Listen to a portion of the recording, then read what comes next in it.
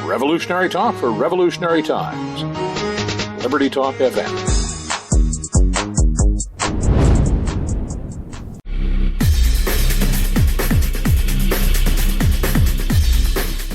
Welcome to Living in the Solution with Dr. Elena George. Today we have one of the friends of the show coming back to speak with us about our education system. We're going to welcome again Miss Lynne Taylor, the Common Core Diva. And one of the things that I'm curious about is all the changes in our education system. Do they really mean that we're going to get positive changes, or is it going to be the same old, same old? And I know that Lynne is going to tell us the truth, unvarnished, unsugar-coated. And Lynne, I want to thank you so much for joining me today, because this change, all these changes that we see, it sounds good and it sounds like, it's going to make a difference. But I know that you do deep dives, and you're going to let us know what it means when they say that they're closing the Department of Education. Okay, well, thank you, Dr. Lennon. That's an excellent question. And I can agree more. It sounds wonderful, doesn't it? Because we know it's an unconstitutional agency, but we also know that we have several others that are in D.C. as well, and nothing's being done to close those down. So why are we picking on just one? And, here's the thing. I've said this for years, that I don't agree with having a federal agency that has education, because if you go back and you look in the Constitution, nowhere did it ever say the federal government had any business in dictating what happens in education. But the same was true for healthcare. The same is true for labor and our economy and all the other things that the federal government has expanded through the generations to continue to support. So is it going to mean anything different? Well, yes and no. It will mean that the brick and mortar institution that we know as the Department of Education on whatever street in Washington, D.C. will probably cease to exist. Now, I don't know if they'll go as far as to implode the building or what, but anyway, the point of it is the brick and mortar is supposedly shut down. However, if you look at the fact that we have a Secretary of Education and this department is supposed to be abolished, why did we get one? Why was one appointed if you knew you were going to shut it down?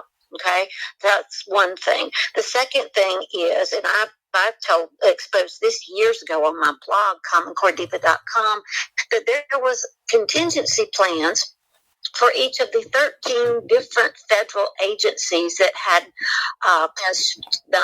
that when the Department of Education was shut down, not if, but when, they would get the bits and pieces and the parts that were left over. Now, I can't name all 13 in one go, but again, that information is on my blog. So what is this meaning? It means we're playing a shell game, and you have to kind of guess where it is going, okay? Mm-hmm. Does that mean the federal government is not going to control education anymore? Oh, absolutely not. They're still going to keep their place in education. And the way I know that is if you look at some of the executive orders that Trump 2.0 have put out, there's one in particular where it says it expands opportunities for families, and it's pumping up school choice. And we've had shows on that before, and school choice is also a farce. But anyway, the point of it is that on the bottom of page 2 of this particular executive order and the top of page 3, it clearly states that the federal government will continue to coach and coerce the states. Now, not in those words, but that's what it means, that they will continue to show the states this is how you have to use the federal dollars. Does that sound like you're closing down the federal educratic overreaches into the states? Absolutely not, because the federal government is still going to direct how the states use funding that goes for education. They have no business, they have no constitutional right to do so. Well, is there another avenue? Let the states say, I don't want the government money and I'm going to do it myself. Is that a way out from under that? It could be, but we'd have to go back and look, Dr. Elena, into the fact that the minute all the states decided to forego the sovereignty guaranteed them over education through the 9th and 10th Amendments. The second they got that first federal funding, they sacrificed those two things that did say whatever's not assigned to the federal government goes to the states. So that could be said about healthcare. It could be said about labor. It could be said about a lot of things. But no state is willing to give up the federal funding. They may say they will, but when you go and you look at not just one funding stream, which everyone assumes it's just one, and that would be from Department of Education to whatever state. No, it's not just one funding stream. It's several, because you have grants, you have sub-grants, you have competitive programs that the federal government will offer. And it's, again, not just through the Department of Education. It's anything that touches education. So you think of after-school programs, you think of healthcare, you think of apprenticeships, you think of, taxation, because we're seeing the IRS change tax codes to prop up the fact that businesses can become more and more involved in your child's education. So this is not just one funding stream, but you show me one state that's willing to give those dollars, and then let's watch what happens, because the citizens will start crying foul because, well, you don't take the federal funds anymore. Well, this program goes, this program goes, this program goes. And how are we supposed to live within our means? But if you think about it from a common sense approach, families have to set budgets. Mm-hmm. And if we lived outside of our means as much as our state governments live outside of their means, we'd be under the debtor's prison. Agreed. So where's the common sense in you're spending all of this money, you're doling it out to these schools. If they can't produce a child, on average, that can read and do math. I mean, people are coming out illiterate. Where's the recompense?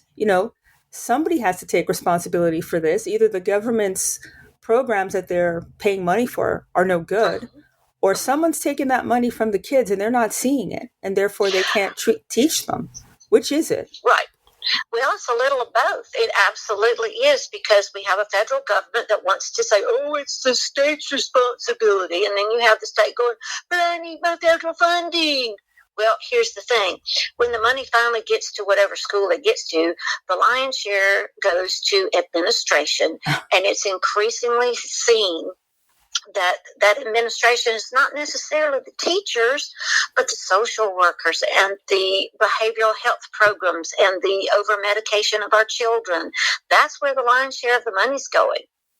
And, the whole goal behind the farce of closing down the Department of Education isn't that academics are going to somehow rise back up to the top. The lion's share, when Every Student Succeeds Act was passed back in 2015, the biggest power increase went to the Department of Health and Human Services. Now, this was supposed to be an education bill turned into law. That in itself is unconstitutional, but regardless, the biggest power increase went to the Department of Health and Human Services, because they needed those wraparound services that we're seeing a lot of this money go to now. So we're not investing in Johnny and Susie's academic prowess. We're investing in their health care at a school. Why? Because Medicaid can be billed twice, which makes what the government is doing very, very dangerous, and they coach the states on how to do this. But now let's think about it. If we, the people, double dipped into Medicaid, do you know what would happen to us? We would be charged with felonies for doing so, but our government is doing it to us every single day. Now, the second agency that got the biggest power increase under Every Student Succeeds Act was the Department of Labor. And why is that?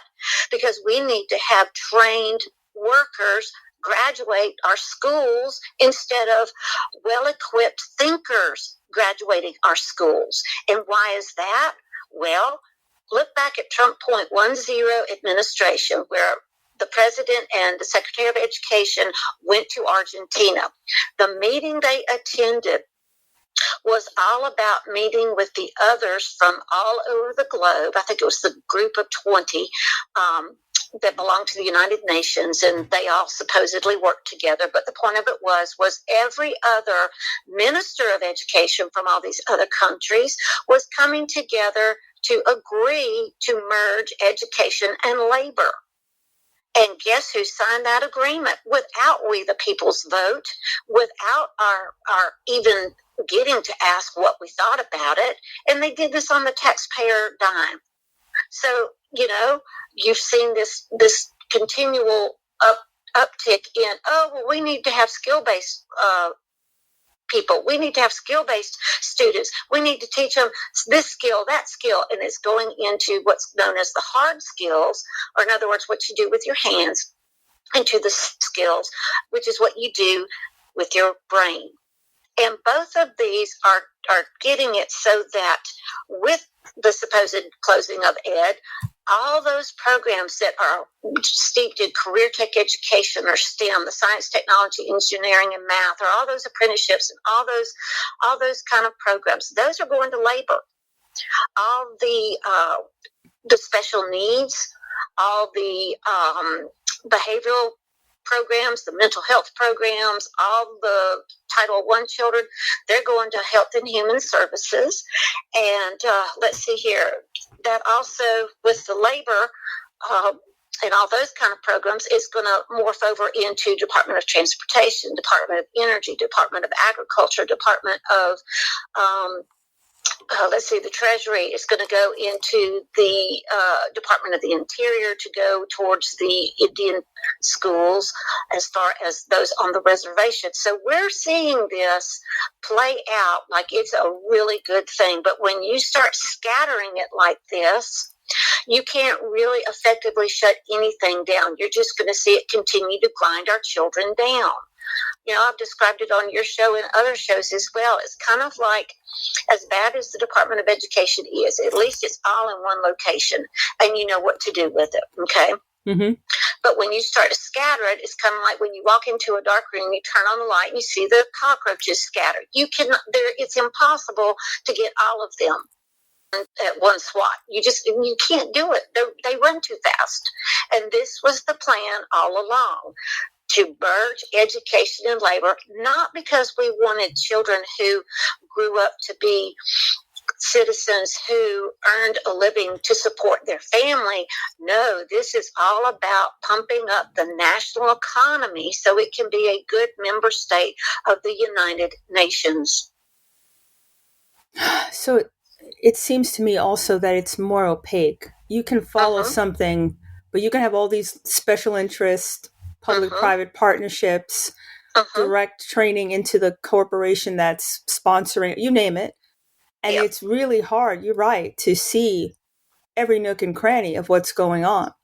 Right. But one thing that you just described is that everybody, like that you said in the show before, children are being siloed. So they're going to be they're going to be part of the tech, or they're deciding what your child's going to be, not your child. And what could go wrong with that? A lot. Oh, everything can go wrong with it. And here's the thing, Dr. Lynne, I'm not seeing just one side of the aisle go, yeah, let's do this. No, this is what we call the unibrow politics, or the polarized party. Notice I didn't say parties plural, I said party. And why is that? Because when it comes to education, neither the Republicans nor the Democrats nor your independents or whatever political party that you happen to belong to have any business in, because it was not assigned to the federal government in the Constitution. How did it's a law, right, that created the Department of Education, correct? Yes, it absolutely was. So technically that law itself was messed up because it didn't meet constitutional requirements, right? Right, and every law since then that has to do with some sort of federal interaction with education has been just as unconstitutional. It absolutely has. It doesn't matter if it was the the Elementary and Secondary Education Act of 1965. It doesn't matter if it was the Every Student Succeeds Act, which was supposed to supersede the Elementary and Secondary Education Act. But here's the thing, if you go in and you read that law, which we're still under its jurisdiction, even though it's unconstitutional, it's because we have a body of citizens who they don't know what their Constitution says, so they're not holding unconstitutional activity accountable. They're not charging it with criminality, which it absolutely, because you think about if we did this kind of stuff, would we be encouraged to go on? Would we be rubber stamped to go on? Or would we be told, I'm sorry, you can't do that. That's a crime.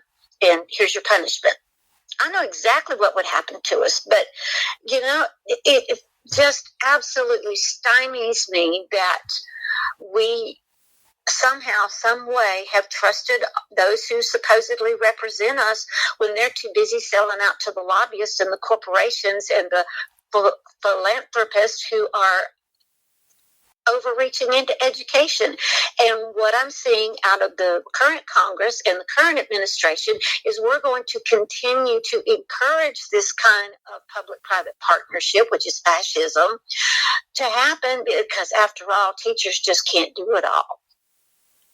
Wow. On that note, let's take our first break and come back. You're living in the solution.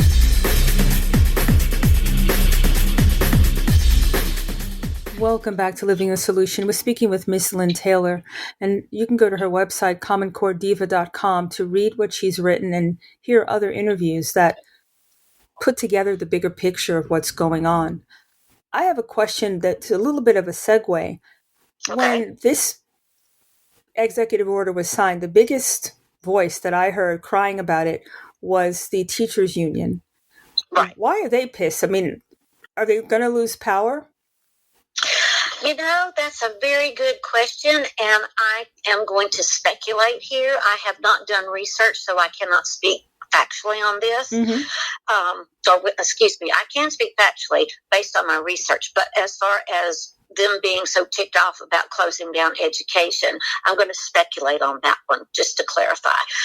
I think the reason that they are just absolutely beside themselves is because they know that people are going to start looking, and when they start looking, they're going to see the involvement of both the teachers' unions, where they have absolutely gone places that they should never go, that they are supporting agendas that are not American-based, but globally based. And the reason why is because both of the main teacher organizations in the United States belong to an international teachers union, which is a buddy, a partner to the United Nations. So I think that's why they're up in arms, because they fear they're going to lose control, and they can't lose control, because if they lose control, then they can't call the shots. And here's the thing, if you really want a quality education at a state level, you're going to need teachers who can think for themselves and act for themselves and plan their own curriculum.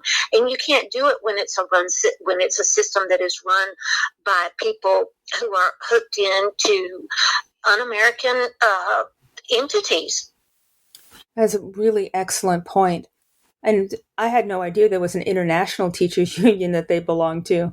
So they serve a source outside of the United States, right? Mm-hmm. So if everything's, and you've mentioned on the show before, the things that they're teaching children, the sex education modules that are going on in younger and younger ages, that's based on what the UN has pronounced that they want to teach children, right? This is not just coming, it sounds like, from a vacuum. It is being driven by a bigger agenda. Right, absolutely, because I believe it was 2019, UNESCO, which is supposedly the education, scientific, and cultural arm of the United Nations, published a report where it basically said that all homeschooling was bad and that some porn in school was good. And you really have to stop and go, what? what did she say? What is in that report? It absolutely was. And I was absolutely shocked. But, not only are we seeing the sex thing pushed for younger and younger grades, I just did some research today about artificial intelligence, and they're starting children off in either pre-K or kindergarten and expecting them to master and get to know AI. And if you'll refer back to the show that we did about the beta babies, where this was going to be the first generation of babies who had AI in their lives, this is really scary stuff. And why are we propping up artificial intelligence, which is set to replace humans, and we're going to teach it to our children as, oh, this is a good thing? It'll change the whole dynamic of being self-sufficient, a thinker, a critical thinker for that matter. And you'll just be subservient to this. You can't do anything. You can't cross the street unless AI tells you to cross the street. Or people can't even write at this point. And I have a feeling the stuff I read online, some of these articles are written by AI because they're so poorly constructed in terms of sentence structure. So, and that's now going to be, if they have their way, it'll be so good. Now, this is rudimentary, so it's bad. So it'll be so good you won't know whether it's a human or not. Yeah, and the goal is to reach the human beings. And, Musk is one of the ones who supports that, but yet he's supposedly slashing all kinds of government waste. He's not the first one to do counting the books, so to speak. Mm-hmm. He's not the first one, but for some reason he's being touted as the first one. It's like, if you look at the tariffs, the president who's sitting there now is going, well, I'm going to exempt iPhones and smartphones and laptops and this and that and the other. Well, okay, here's a conflict of interest because he's starting up a tech service that would benefit from smartphones and laptops. So we can't have conflicts of interest in good faith and serve the people. So why is our president, why is anyone working for the president in the cabinet or wherever, or in these government offices, why are they allowed to do it, but we can't? We've got to get to a point, Dr. Elena, where we say, okay, corruption is not just reserved for the Republicans. It's not reserved just for the Democrats or the independents or whoever else is up there in D.C. It is something we can no longer ignore.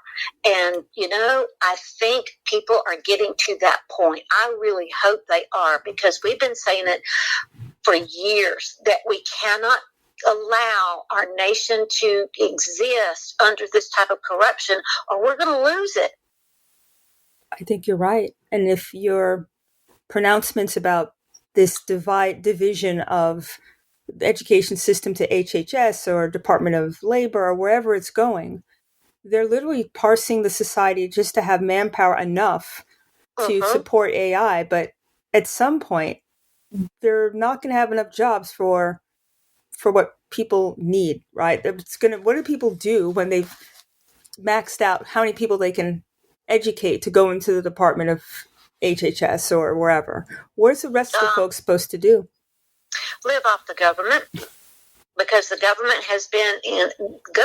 has been shifting this for years, where you become more and more dependent on what the government says. So it's kind of like a really twisted version of Mother May I. May I live here? May I go work here? May I go get this food?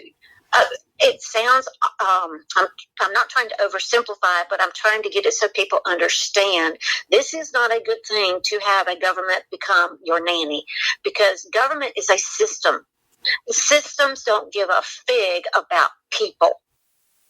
Now, those who represent us should give a fig, but they're too busy listening to the corporations and the lobbyists of those corporations to bow to their agenda than to listen to their constituents, and the constituents feeling like, okay, my representative or my senator has got my back. No, what they do is they have a big knife and they're sticking it in your back, and they're sticking it in your children's back. That's what's so awful. Well, you can't serve two masters, right? So if you're supposed to be there supporting and advocating for your constituents, but you're taking money from agencies and, money from private sources that work against your constituents, and you only come around when it's the next election cycle. And I don't know, that system is not going to be supported. It's not going to work. I think you're right. Well, People are done with, I think they're tired of being afraid. They see the things are not what they said they were. And the whole system, the underpinning is rotten. It's like having termites or something. When you look at the foundation, it's totally moth-eaten, eaten away, and is barely standing up. And do you think, I don't want the system to fail wholesale, because that's going to hurt a lot of people. But is there, we talked about the states being more independent, but you've said on the show many times that even if you go to homeschooling and do it yourself, you're still going to be somehow put on this indoctrination wheel. But there has to be something that parents can do to stop this process.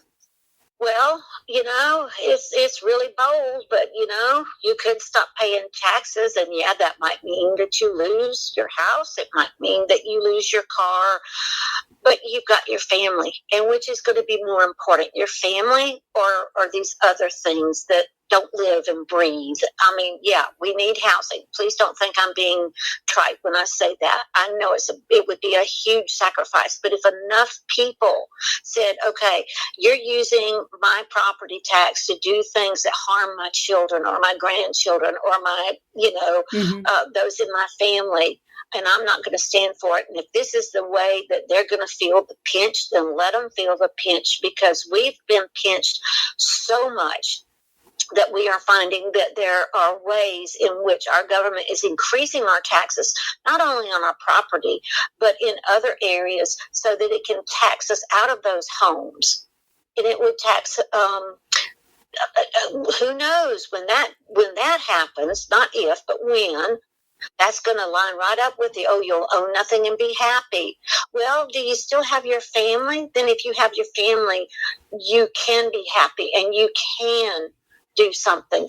But when they're so busy trying to take it away from you and you allow it, you're just continuing to open the door. You're continuing to forget you've got a Fourth Amendment that can be your buddy. You also have a Civil Rights Act that can be your buddy, so that some of this tyranny can finally be stopped. But not enough people know their documents or know their laws well enough to stand on these.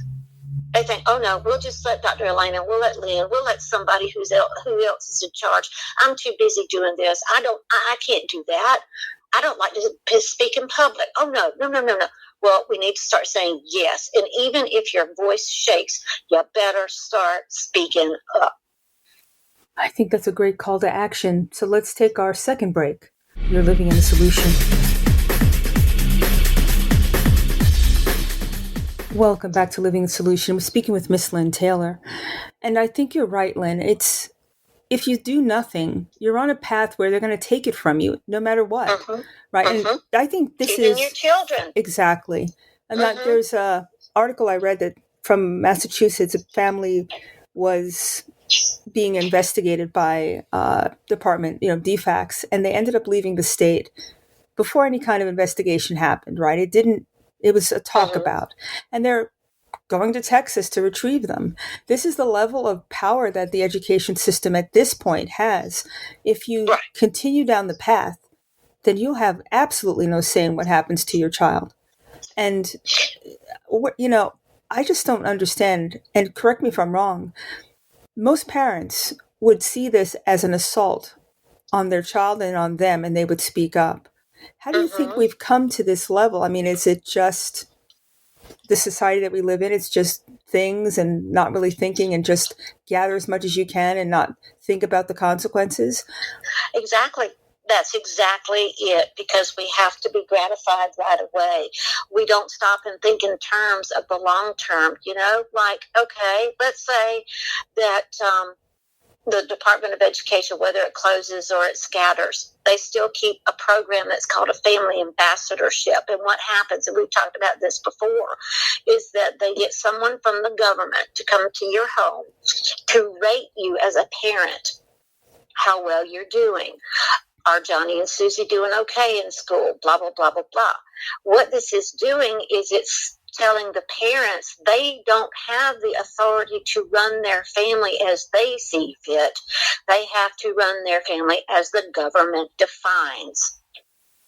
Now that, my dear, is absolutely horrid.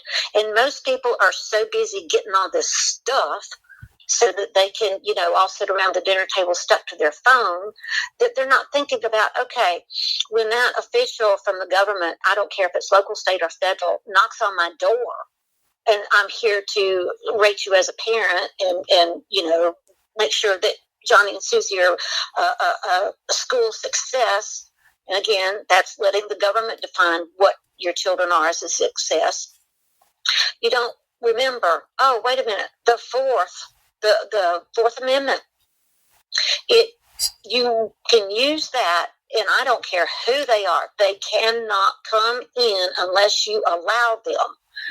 Unless it's a search and seizure warrant, they have no business in your home for any reason. But they wait until someone is banging on the door.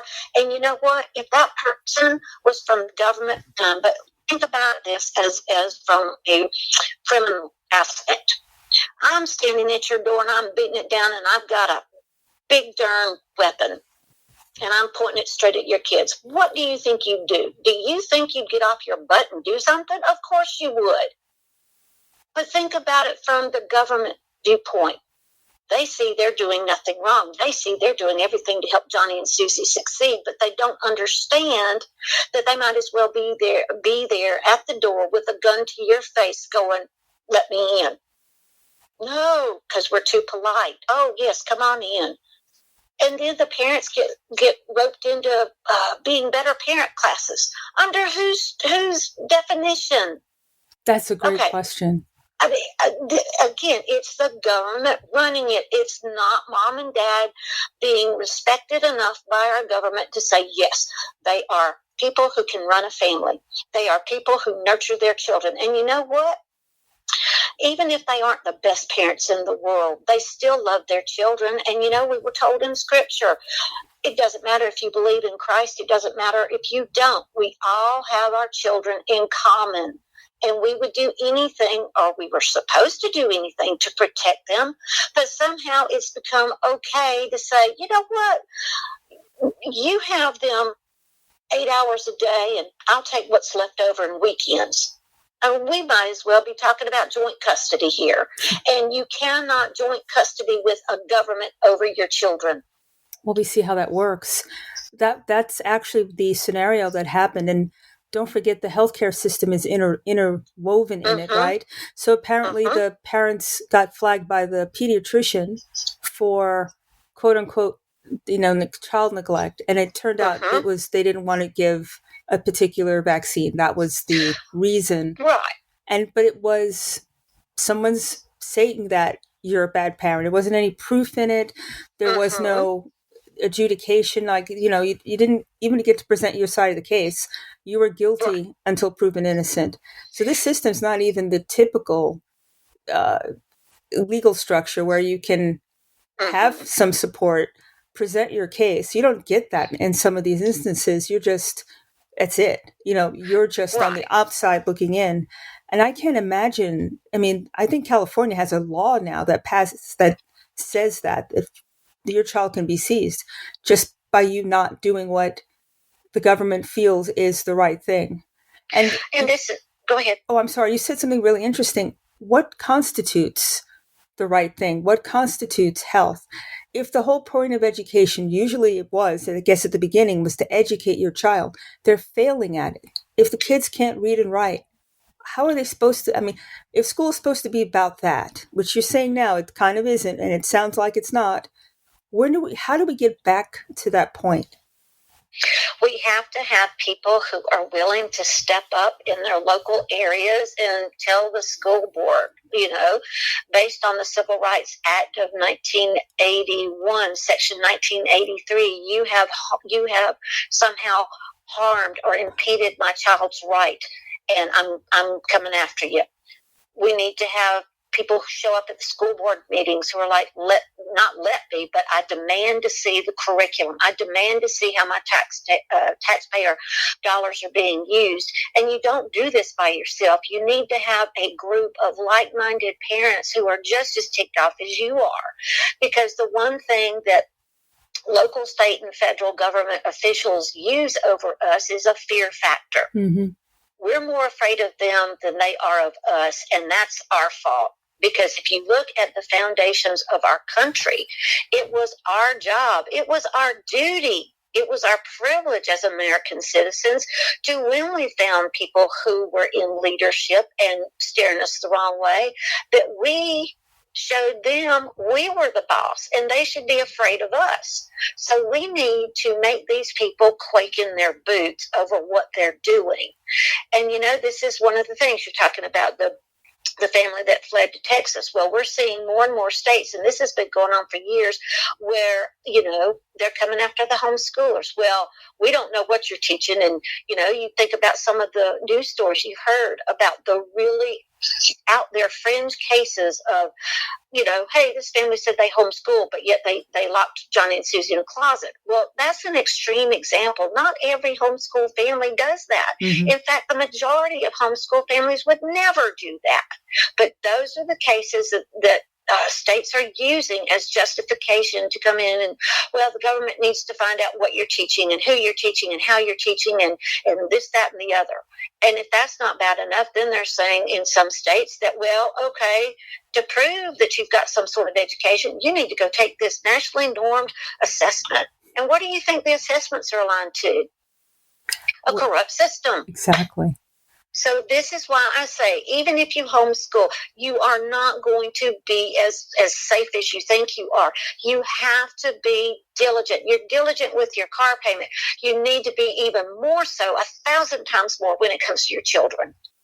I couldn't have said it better. And it's, our last show is about the beta babies. They won't, we know, because we live both sides of this, what it's supposed to be like. But these children coming up now will never know what it's supposed to be and how they're supposed to have their freedom, intellectual freedom to do and to pursue their best life. The whole society potentially can be changed in less than a generation from what you're describing. Oh, yeah. But if you'll think back to Nazi Germany, that was the whole thing. What did Hitler say? Give me one generation and I'll ruin them forever. Are there any not the teachers union, that's the big umbrella, but are there any other organizations of teachers, again, like yourself, who did it for the love of teaching children to learn, to be advocates for their ability to have that skill and expand it throughout their life? Where are the teachers who believe that?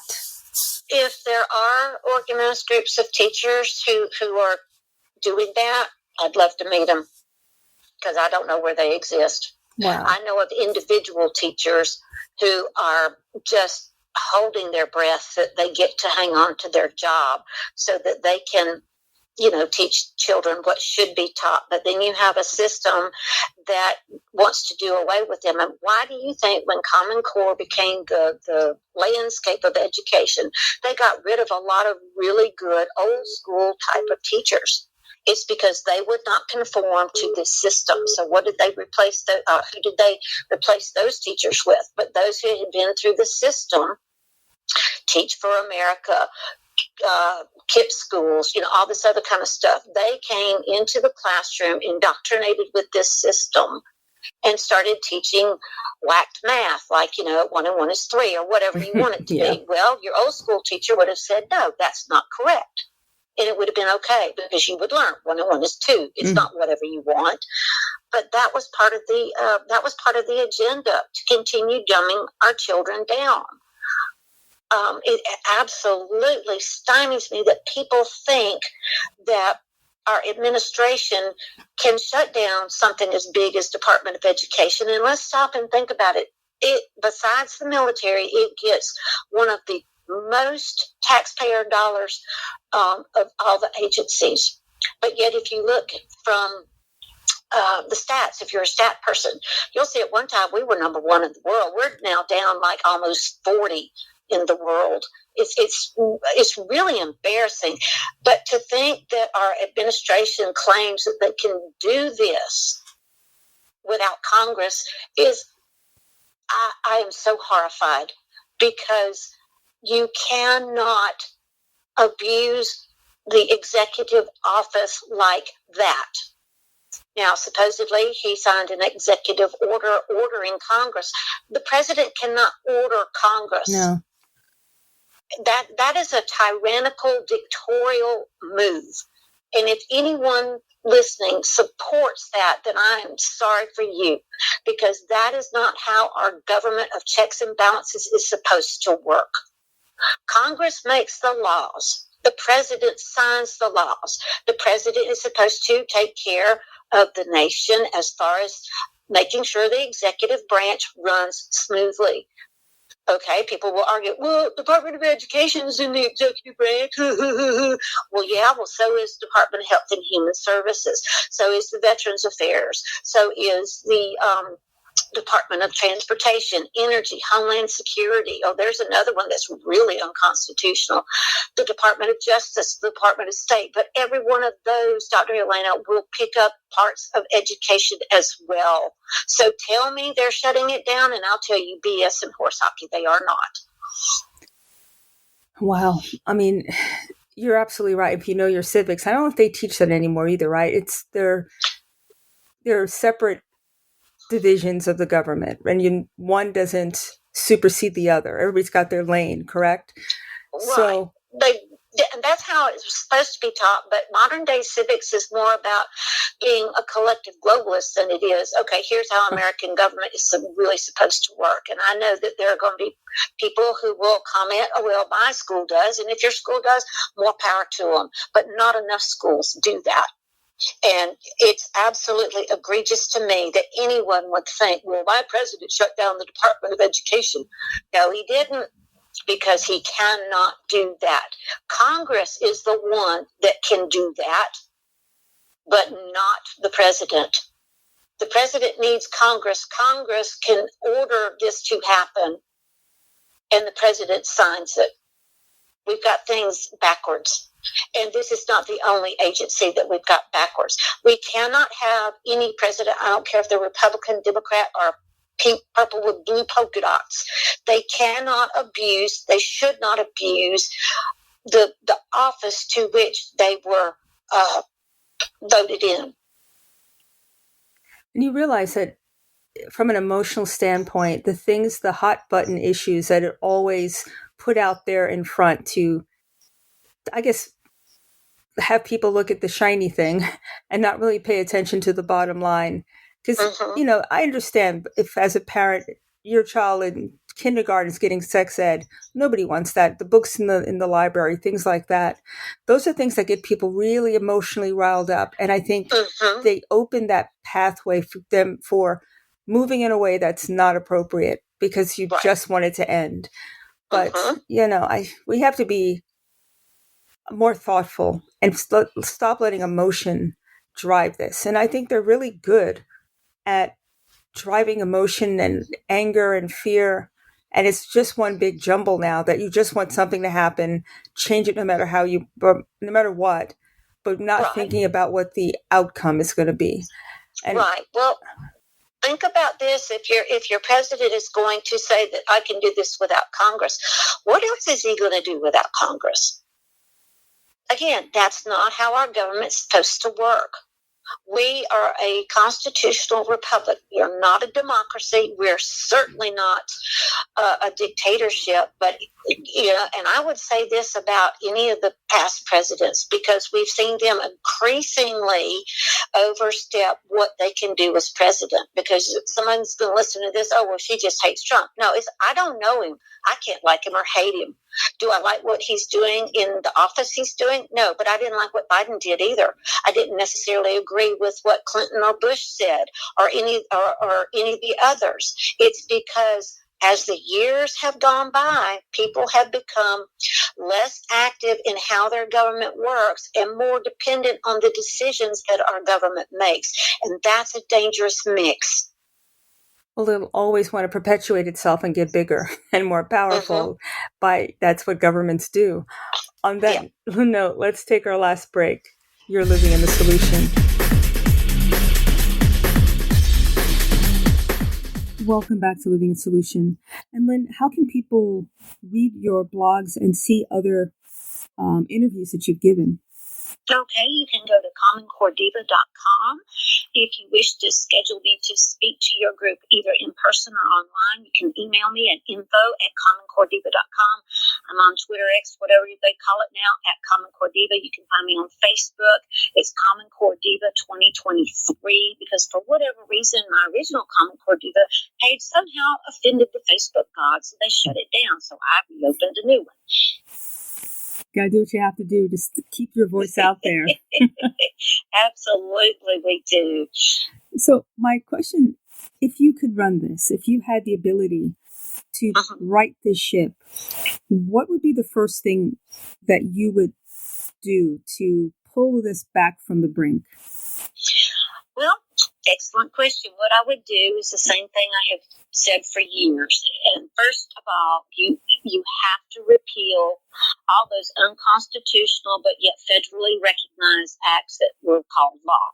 Okay, they're quasi-law. They're de facto rule. We don't have de facto rule in America. We're supposed to have, constitutional law. So you would have to repeal every one of those federal education laws. You'd have to repeal the laws that are attached to education, either through labor, healthcare, or any of the other agencies that we've mentioned, because the reason ag will be involved is because of the free lunch program.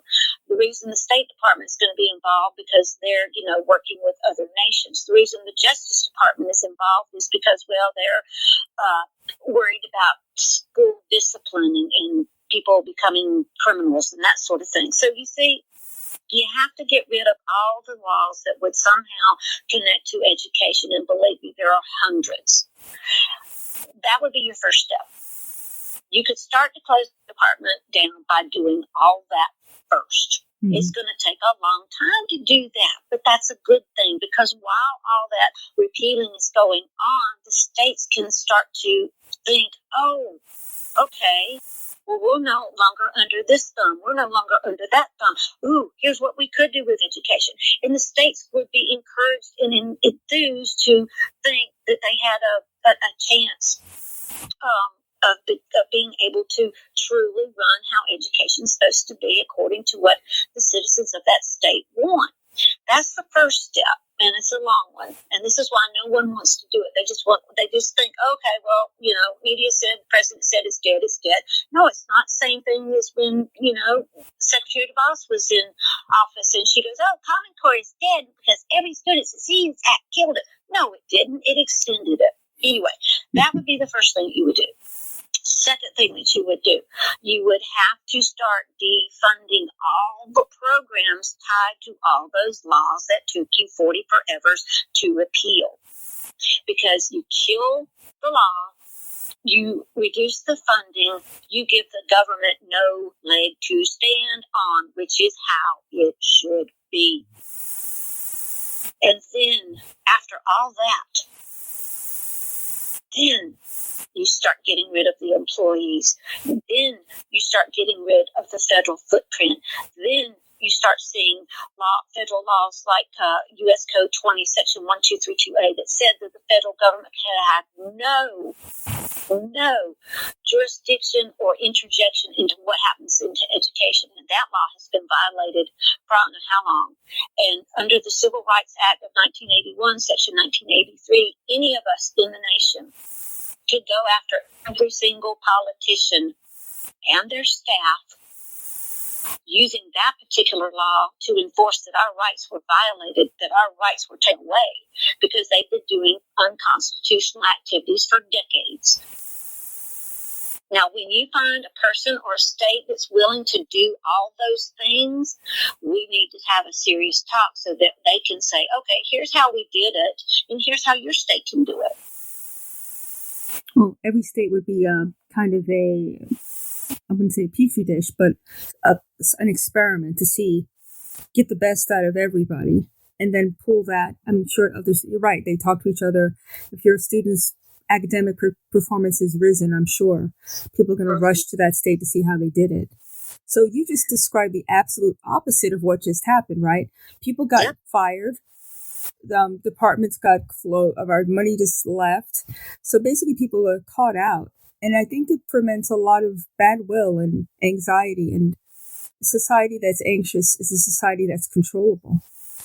Well, it absolutely is. But the thing about it is, and I've been saying this ever since everybody started rejoicing, oh, it's dead, it's dead, it's dead. I'm like, where's the law? The law's still in place. Until you kill that law, it's going to keep going. You've done nothing other than fall under the premise that your government cares about you. Remember, it's a system. It can't care.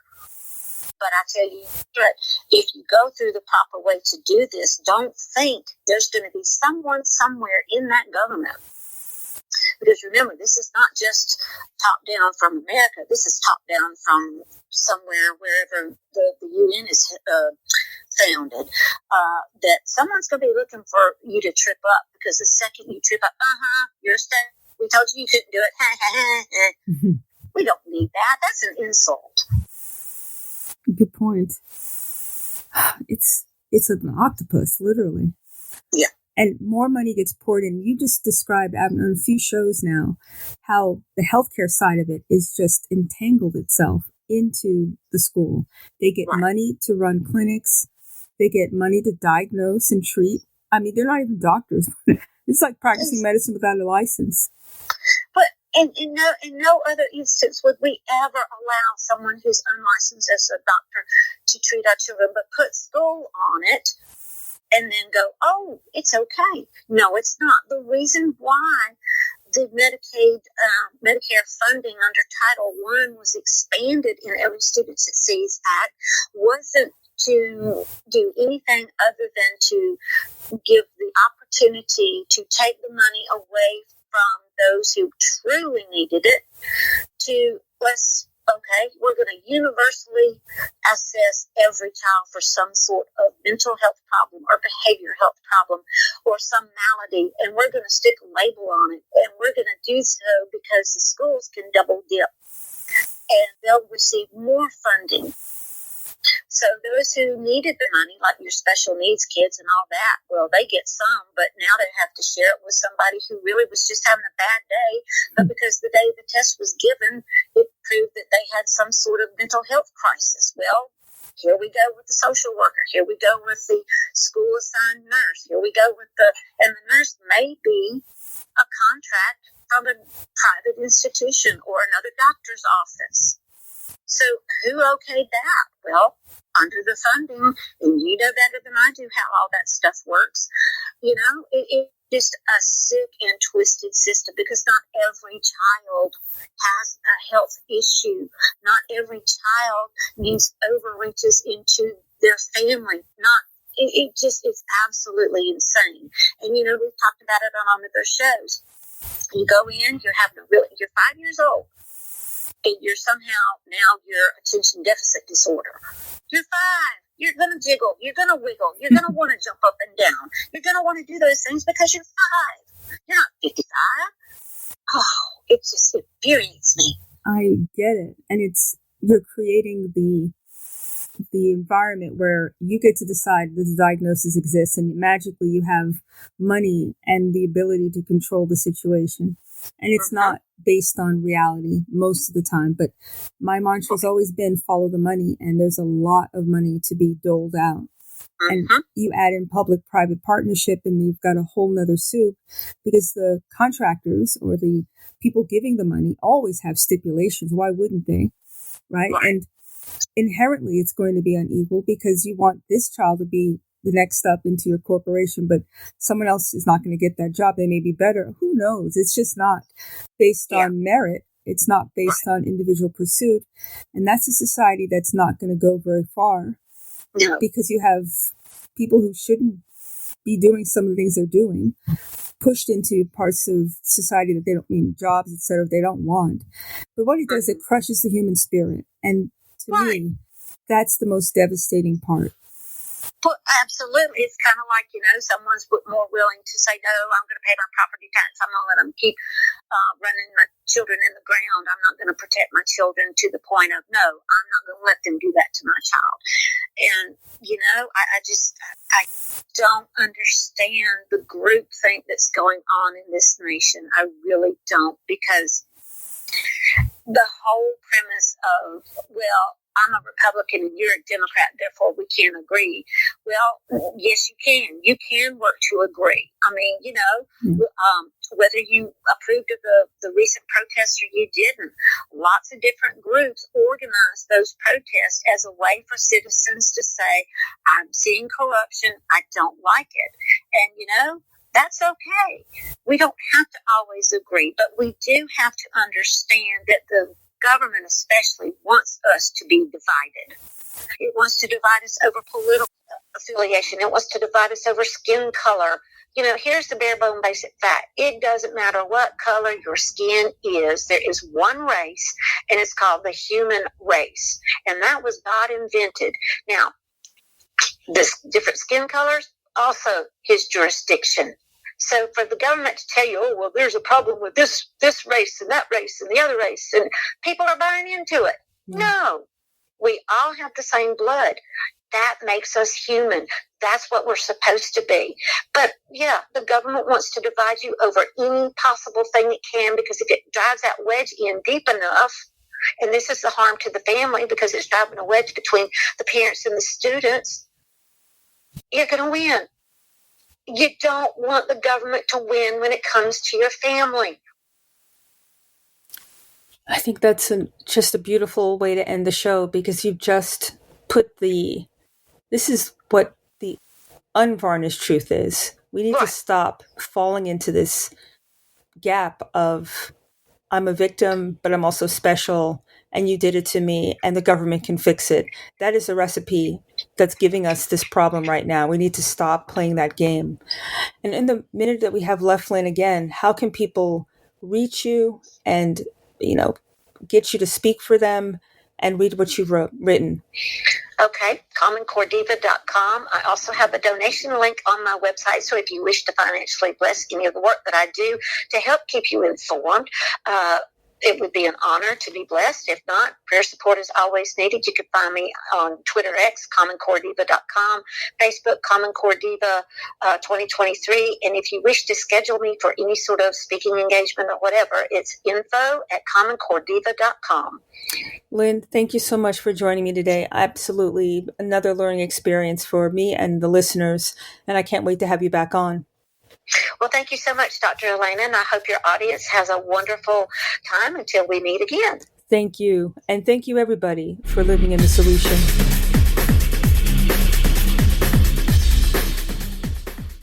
Revolutionary talk for revolutionary times. Promoting peace, liberty, and prosperity around the clock. LibertyTalk.fm.